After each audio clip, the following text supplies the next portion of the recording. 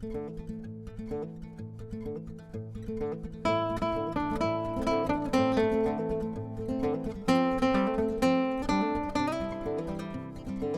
ahead, punk. Make me play.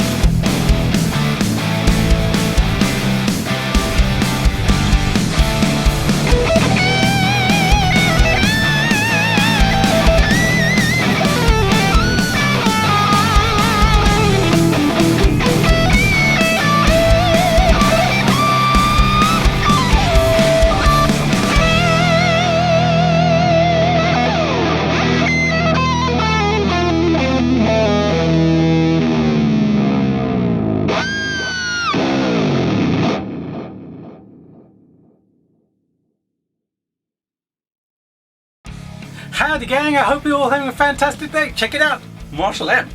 Yeah, all tube Marshall amp. My all tube Marshall amp. You know, this is actually the first all tube Marshall amp I have ever owned. I've had a Marshall Code 25 for years. Pretty cool amp, love it, love playing through it. But this is the first kind of all tube amp. And I'm going to tell you the good, the bad, and the ugly about this amp. And there's some really ugly, really ugly. So stick around, you're going to want to find out about this. But anyways, you know what? It was pretty cool getting this. And I did get it for a reason which I will tell you about a little bit later in the video. But I managed to squeeze some pretty cool tones out of it.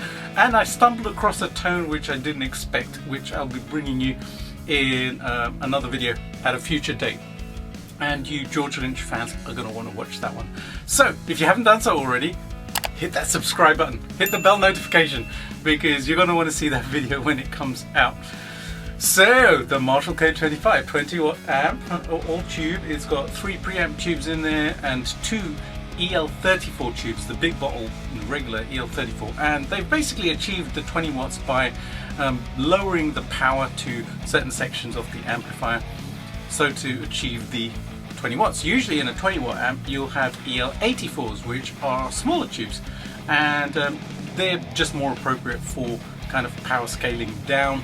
You can run them at higher voltage, different transformers, etc, etc, and they give you a punchy sound as well, like my Jet City amps, the ones that I've converted into my Purple number 39, and my Slow Drag amp, which is converted to a Soldano SLO. They both have EL84s in them. Well, the SLO now has 6v6 tubes in them. I converted it. Originally it had EL84s, but this runs EL34s. So pretty cool. So I'm going to go through the list of the good of this amp. So you just heard it. It's got pretty decent tone. But that was after a lot of finagling with the knobs. Trust me, it took me freaking ages to dial this amp in so that it sounded really, really good. Now, I'm a professional musician, so you know, this is what I do every day, and I can pretty much squeeze a good tone out of pretty much anything I play through. Had a decent tone. I wouldn't say it's the best tone that I've ever played through. Look, I built a custom 69 Plexi a few years ago, and that's an incredible amp. That is just a ridiculously good amp. Does this sound like that? It's kind of reminiscent, kind of. So that's the scale it's at, you know. It's okay. It sounds okay. Now, like I said, I bought it for a specific reason, so I didn't expect it to sound absolutely incredible. But you know what? If you're starting out, you're playing and this is your first tube amp, I think you're going to be happy with it, especially once you dial it in properly. And there is a skill to dialing it in. It's all tube. That's awesome. That's always awesome because tubes sound fantastic, and you can change tubes to actually alter the tone. Something that I did do with the amplifier. Originally it shipped with JJ tubes right the way through, and they sounded okay. I'm not the biggest fan of JJ tubes. They sound kind of meh to my ears, anyways. Now I have a pretty big stash of Mullard tubes and Mazda tubes, all NOS tubes from like the 60s, the 50s. They're incredible. They sound really good. They're pretty expensive tubes, but I did put a Mullard tube in position 1 of the amp and a Mazda in position 2 of the amp. Really improved the tone. Massively. Really did make a difference, and I will give you a sound clip of the difference between the two tubes. So check this out.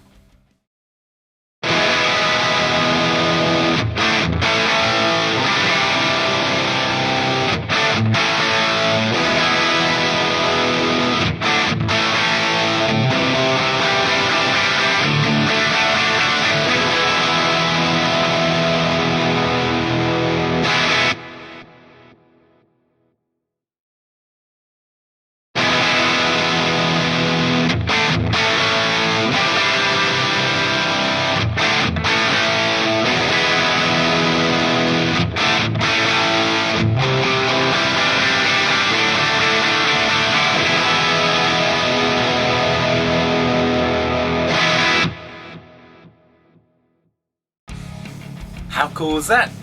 So tubes make a difference. They really do make a difference, and in an amplifier like this, which is pretty stripped out, it's kind of plexi-ish type of platform, makes much more of a difference. Alright, the next plus point is the power scaling. That's pretty cool because if you want to play at low volume, then you can. Now the power scaling isn't going to give you bedroom volume. Even at its lowest setting, it's pretty damn loud. So if you're going to be running it like the way you should, then it may not be quite enough for you to play in your bedroom kind of thing, you know. People are gonna hear it in the house. People are gonna hear it in the neighborhood. Yeah, it's pretty damn loud. 20 watts is actually very loud, especially when you're talking about a tube amp.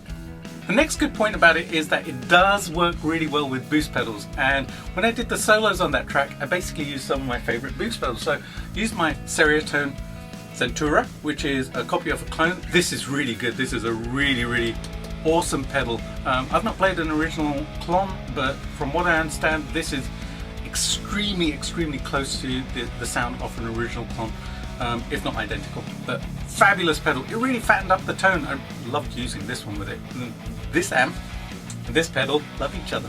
Yeah. I also used my TS808. This worked really well as well. This I did on the third solo on the song, and it had a different tone. It had a little bit more kind of a brighter tone, so you know, just a different tone, but it worked well with the amp to boost it for that lead tone. Now the amp does have a push-pull where you can boost in more overdrive. It works pretty well, but you've got to be careful again about dialing in the tone, which I will talk to you about in a second. The last good point is the price point. You can pick these up pretty cheap on the used market. I picked this up on the used market for like £260, which is $290. I've basically bought this because it's a modifying platform for me. I'm going to modify the hell out of it. That's what I'm going to do, yeah! And I'm going to make this a monster because my friend over at Head First Amps, Jason Tong, he's done a bunch of mods for the Origin 20 which make it sound absolutely insane. If you haven't seen them, go and check them out. It's really cool. So this is going to be a modified amp eventually, like my 2 Jet City amps. Alright, going on to the bad.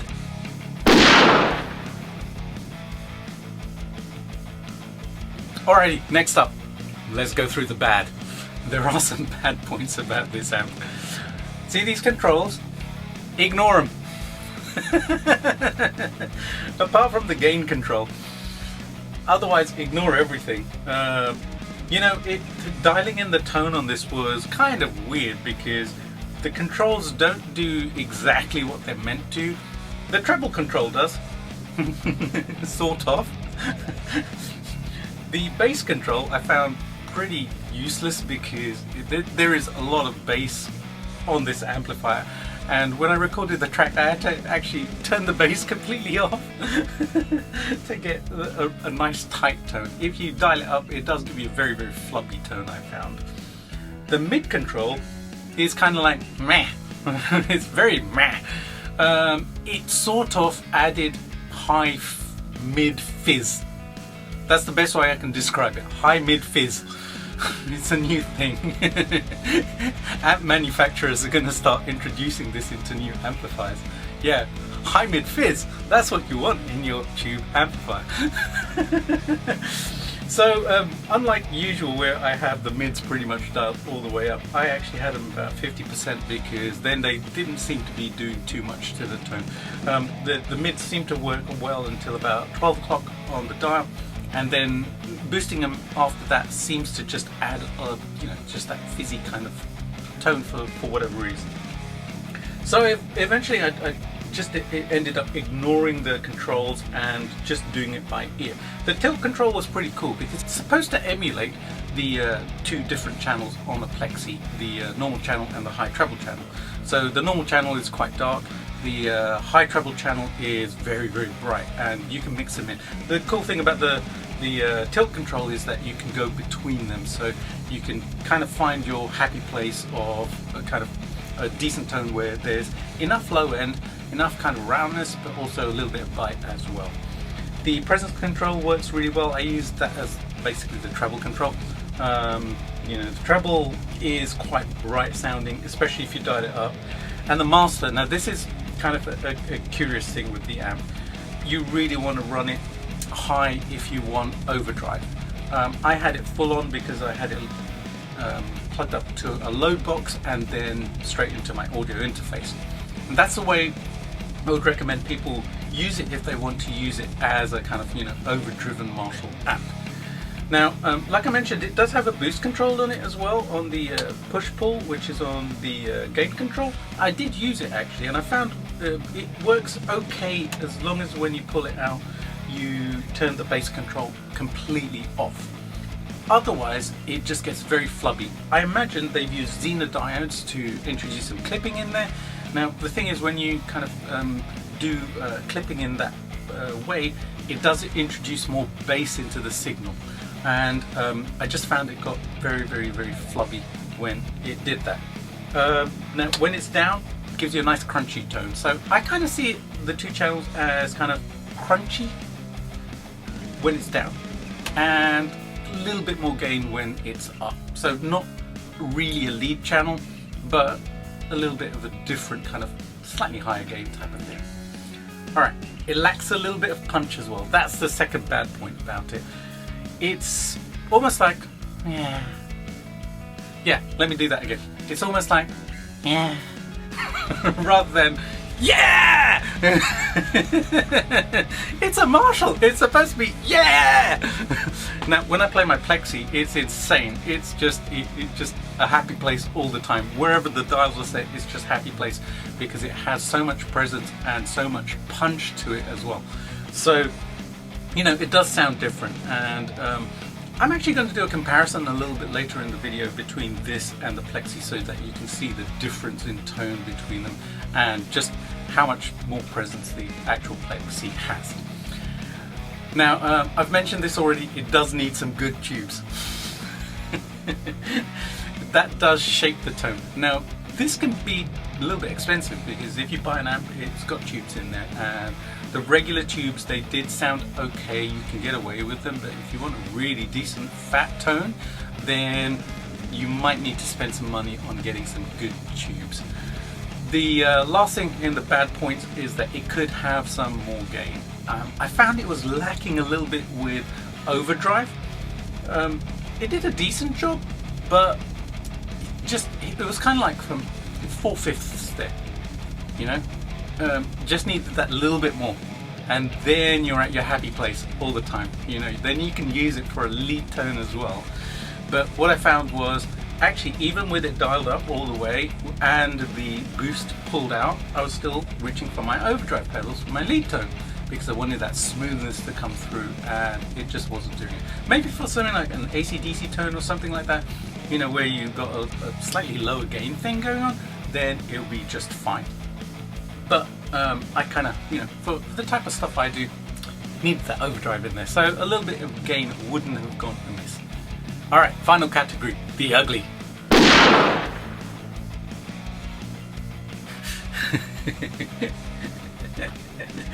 There are some really ugly points on this amplifier. Right, firstly, that bass control. It just gets very, very, very loose and flubby. Now, the Plexi does do that, but not as much as this. Something went very wrong when they were actually dialing in the tone for this, in my opinion anyways. This is just my humble opinion, of course. Alright, the next point is the EQ setup. I've already mentioned this. It's so pernickety. You've got to really kind of get the exact positions on the dials in order to get a really cool tone. Now, usually when I plug into a good amp, you know, you can put the tone controls anywhere and it'll just sound good. But this does take a little bit of work. The next thing is it's extremely picky about the speakers or the impulse responses that you use with it. And I think that's primarily got to do with the EQ section and how it's working with the speaker or the impulse response. If you pick the wrong one, then it's just going to be Fizz City all the way. So you've got to be really careful to choose an impulse response which is maybe a little bit darker, maybe a little bit more mid-focused. I used my Signature Hero impulse responses, my J. Parmar Signature pack, which is available. And some of them worked really well. I had to kind of go through the list and see what worked, you know, perfectly with it. Also, my other pack, which is my G1280 speaker, my Celestion G1280, some of them work really well with this as well. That was quite a surprise, actually.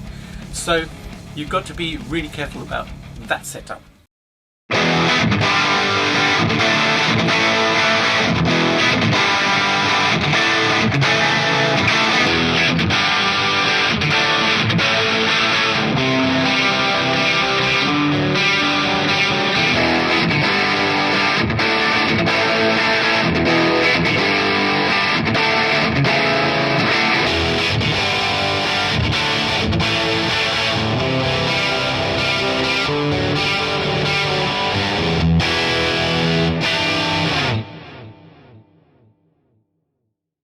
The next thing, now this is a really ugly point, the loop on this amp.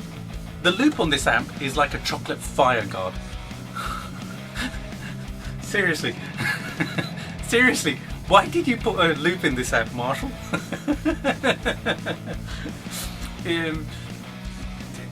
I don't like to use the word terrible, but I'm going to use the word terrible. I tried it, it was kind of unusable. Just didn't work very well. It just, everything I put through it just became overdriven and kind of fuzzy. And that's not what you want from a loop. You want it to retain the clarity of the effects that you're putting through it. And the last thing in it, it does have a DI on it. Yay! No. No.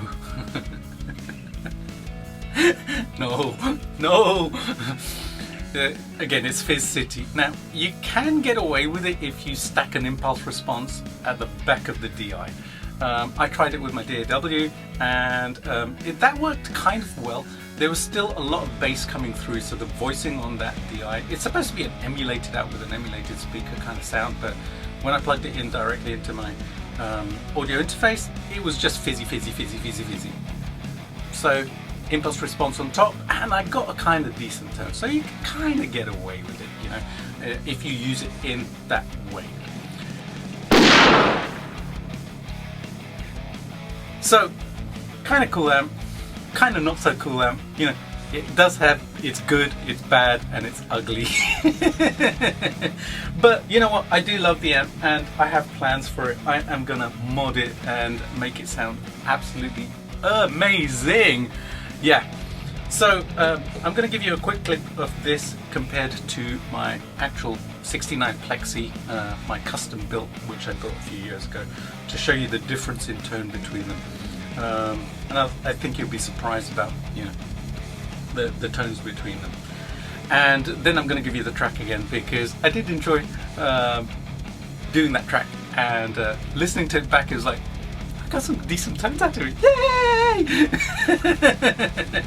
Which I was happy about, because initially I was kind of like, what am I going to do with this? But anyways, my first all-tube Marshall. Hope you enjoyed that. If you haven't done so already, please do hit that subscribe button and hit the bell notification, because when I do more videos of this, and I am going to bring you more videos of this amplifier, because I have some tips for you, and I have some tone videos, etc., and I'm going to mod it as well, and I'm going to video document it all. Yes, the entirety of it.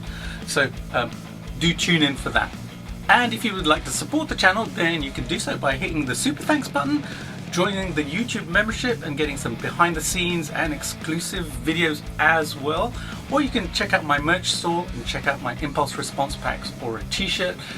And you can also join Patreon and check out some more exclusive stuff, discount codes and all sorts of wonderful things there as well.